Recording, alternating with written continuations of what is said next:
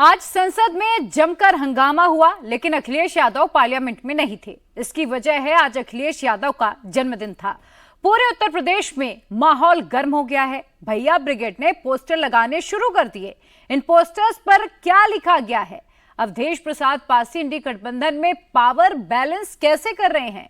UP के लिए योगी का नया गेम प्लान क्या है? सब कुछ समझिए इस रिपोर्ट के जरिए।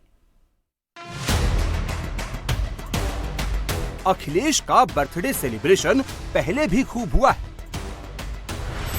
समाजवादी पार्टी का जश्न भी मना है,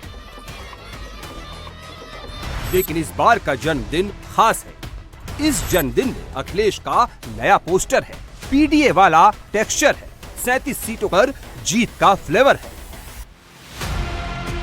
अखिलेश को बाबा ने बधाई दी, बुआ ने बधाई दी, लेकिन सबसे अलग अंदाज राहुल गांधी का दिखा। और ऐसा हो भी क्यों ना, 51 साल के हो चुके अखिलेश के लिए ये जन्मदिन बेहद स्पेशल है। संसद में पहली बार समाजवादी पार्टी तीसरे नंबर की पार्टी बनी है। इंडी गठबंधन में दूसरे पायदान पर है और यूपी में नंबर 1 पर है। अखिलेश की कामयाबी बड़ी है तो पार्टी वर्कर गिफ्ट भी बड़ा देना चाहते हैं। अखिलेश के तोहफे के तौर पर यूपी में नेक्स्ट प्राइम मिनिस्टर वाले पोस्टर चस्पा कर दिए गए हैं। कई शहरों में बड़े बड़े होर्डिंग लगाए गए हैं, लेकिन कांग्रेस और गांधी परिवार के गढ़ अमेठी में लगे ये पोस्टर सियासत की नई हवा, नई दिशा के संकेत दे रहे हैं। यूपी में समाजवादी पार्टी की सीटें बढ़ी हैं, वोट शेयर बढ़ा है। पार्टी को यादव और मुस्लिम वोट पहले भी मिलते थे, लेकिन 5 सीटों में से 37 सीटों का सफर पीडीए फॉर्मूले से मुमकिन हुआ। गैर यादव ओबीसी और दलित वोट ने अखिलेश को दिल्ली की सियासत के सेंटर में खड़ा कर दिया। समाजवादी पार्टी के लोगों के लिए और खास तौर से पीडीए के लोगों के लिए बहुत बड़ा दिन है। आज पीडीए के जननायक, समाजवादी पार्टी के राष्ट्रीय अध्यक्ष माननीय अखिलेश यादव जी का जन्मदिन है। समाजवादी आंदोलन को और पीडीए के नारे को कैसे जमीन पर गरीबों के बीच, किसानों के बीच, बेरोजगार नौजवानों के बीच और खास तौर से पीडीए के लोगों के बीच हम लोग कैसे अपनी जड़ें मजबूत करें और पीडीए के नारे को, समाजवादी विचारधारा को और कैसे आगे ले जाएं, यही आज अपने नेता के जन्मदिन पर हम लोग संकल्प ले रहे हैं। यूपी और केंद्र की सियासत में अखिलेश की नेक्स्ट स्ट्रेटेजी क्या है वो समझाएंगे, लेकिन इसके लिए संसद की तस्वीर देखना जरूरी है।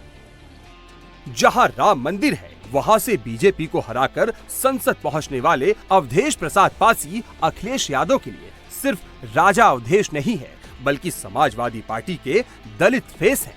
अखिलेश ने अवधेश पासी को दलित सियासत का पोस्टर बॉय बना दिया है। राजा अवधेश अखिलेश के पीडीए प्लान के सबसे मजबूत प्लेयर है और अखिलेश के इसी दांव में राहुल फंसते जा रहे हैं। जब संसद शुरू हुई तो अखिलेश अवधेश प्रसाद का हाथ पकड़कर संसद पहुंचे।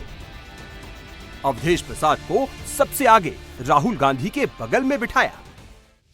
आज जब राहुल हिंदू धर्म की नई परिभाषा समझा रहे थे, तब भी उन्हें अवधेश प्रसाद की जरूरत पड़ी। अयोध्या समझाने के लिए अवधेश प्रसाद का सहारा लेना पड़ा। दरअसल इंडी अलायंस में दलित पॉलिटिक्स हो रही है। 2 ब्लॉक बने हैं, एक तरफ राहुल गांधी के सुरेश है, दूसरी तरफ अखिलेश के पास अवधेश है। शुक्रवार को जब लोकसभा की कार्यवाही खत्म हुई, तब leader of opposition Rahul Gandhi के एक तरफ के सुरेश तो दूसरी तरफ अवधेश थे। आज भी राहुल के राइट में के सुरेश और लेफ्ट में अवधेश प्रसाद दिखे। राहुल गांधी ने स्पीकर पद के लिए के सुरेश का नाम आगे बढ़ाया था, तो डिप्टी स्पीकर के लिए इंडी गठबंधन की तरफ से अवधेश प्रसाद का नाम सबसे आगे चल रहा है। इंडी अलायंस में ही डिप्टी स्पीकर को लेकर शक्ति प्रदर्शन की तैयारी है। बताया जा रहा है कि ममता बनर्जी ने अवधेश प्रसाद का नाम आगे किया है, लेकिन अभी तक इस मुद्दे पर कांग्रेस ने चुप्पी साध रखी है। अवधेश प्रसाद का नाम आगे कर ममता एक तीर से 2 निशाना साधना चाहती है। एक तो अवधेश प्रसाद दलित है, अगर उनकी दावेदारी का बीजेपी विरोध करती है तो विपक्ष बीजेपी के दलित विरोध वाला नैरेटिव सेट करेगा दूसरी तरफ अवधेश प्रसाद के चेहरे को आगे कर ममता कांग्रेस की प्रेशर पॉलिटिक्स को खत्म करना चाहती है। हमारे नेता आदरणीय अखिलेश यादव जिनकी मेरे ऊपर कृपा है, सब कुछ उन्हीं पर डिपेंड करता है। वो विपक्ष के अन्य माननीय नेताओं से बातचीत करेंगे, रणनीति तय करेंगे, सारी चीज सब कुछ दारोमदार उन्हीं के ऊपर है। ना अखिलेश यादव चाहते हैं और ना ही ममता बनर्जी चाहती है कि कांग्रेस मजबूत हो, राहुल गांधी सियासी तौर पर मजबूत हो। डिप्टी स्पीकर पर अवधेश प्रसाद को आगे कर ममता और अखिलेश ने राहुल को ऐसा झटका दिया है जिसे वो समझ भी नहीं पाए। अवधेश प्रसाद का नाम आने से राहुल गांधी कैसे कमजोर होंगे ये समझिए। सबसे पहले डिप्टी स्पीकर के लिए राहुल की पसंद का उम्मीदवार नहीं होगा। लगातार संविधान और दलितों की बात करने वाले राहुल की दलित पॉलिटिक्स कमजोर होगी। सबसे बड़ी बात, इंडी गठबंधन में पावर बैलेंस भी बनेगा जिसमें कांग्रेस बहुत मजबूत नहीं दिखेगी। उद्धव ठाकरे की शिवसेना और केजरीवाल की आम आदमी पार्टी भी अवधेश प्रसाद के नाम पर राजी है। पहली बार संसद पहुंचे अवधेश प्रसाद को अखिलेश यादव इनामी ट्रॉफी की तरह क्यों घुमा रहे हैं ये भी समझ लीजिए।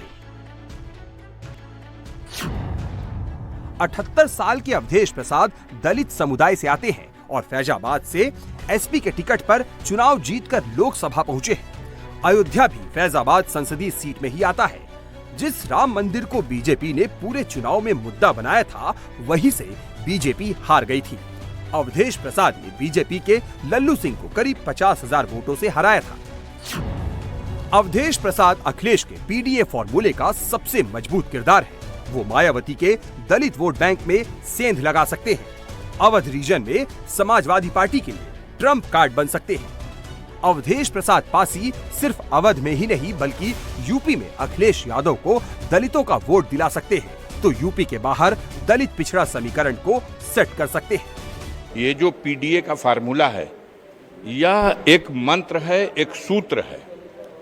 वो तमाम लोग जिनको आज भी समाज में कमजोर हैं और उनको उनका हक हिस्सा नहीं मिला है, उनके लिए एक आशा का किरण है ये पीडीए। माननीय अखिलेश यादव जी ने ये ठान लिया है कि जनगणना कराएंगे और जनगणना में जिसकी जितनी संख्या होगी उस संख्या के एतबार से उनको हक, हिस्सा और अधिकार दिया जाएगा।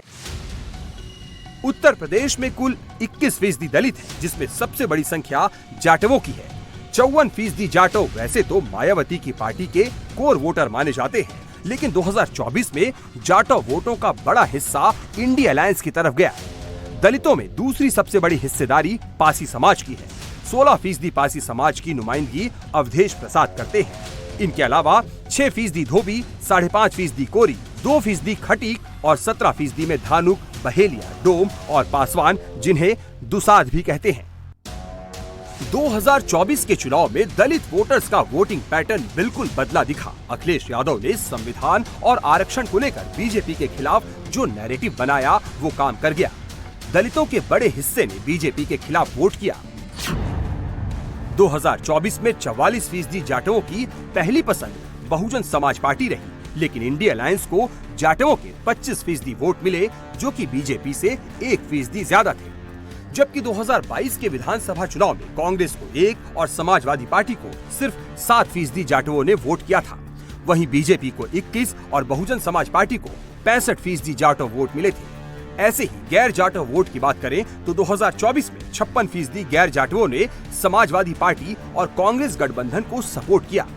बीजेपी को 29 और बीएसपी को 15% वोट हासिल हुए। वहीं 2022 के विधानसभा चुनाव में कांग्रेस को 4% और समाजवादी पार्टी को 23% गैर जाटवों के वोट मिले थे, जबकि बीजेपी को 41 और बीएसपी को 27% गैर जाटवों ने वोट किया। अगर 2022 विधानसभा चुनाव में कांग्रेस और समाजवादी पार्टी को मिले जाटव वोट को जोड़े तो यह आंकड़ा सिर्फ 8% पहुंचता है, लेकिन 2024 में दोनों पार्टियों को 25% जाटव वोट मिले, यानी 2022 की तुलना में 17% ज्यादा जाटवों ने इंडी अलायंस को वोट किया। ऐसे ही 2022 में समाजवादी पार्टी और कांग्रेस को कुल 27% गैर जाटवों का समर्थन मिला था, लेकिन 2024 में ये बढ़कर 56% पहुंच गया। यहाँ भी इंडी गठबंधन को 29% एक्स्ट्रा वोट मिले।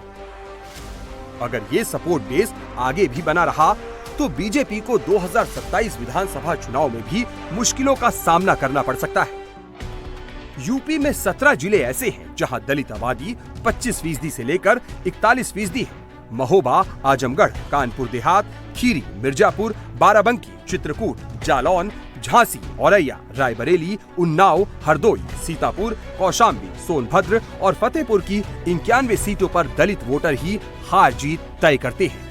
ऐसे में अवधेश प्रसाद डिप्टी स्पीकर का चुनाव भी लड़ते हैं तो रिजल्ट जो भी निकले, लेकिन इससे यूपी के दलित समाज में एक पॉजिटिव मैसेज जाएगा। हमेशा डिप्टी स्पीकर का पद विपक्ष को दिया जाता है और इंडिया गठबंधन ने जब एक नाम आगे किया है, वो भी दलित समाज का नाम आगे किया है, तो ऐसे में सत्ता को घमंड में नहीं रहना चाहिए, उसे स्पीकर का पद विपक्ष को दे देना चाहिए। अखिलेश यादव यूपी में अपना अम्ब्रेला बढ़ा रहे हैं। मुस्लिम यादव वाले नैरेटिव से निकलकर पिछड़े और दलितों की पॉलिटिक्स कर रहे हैं।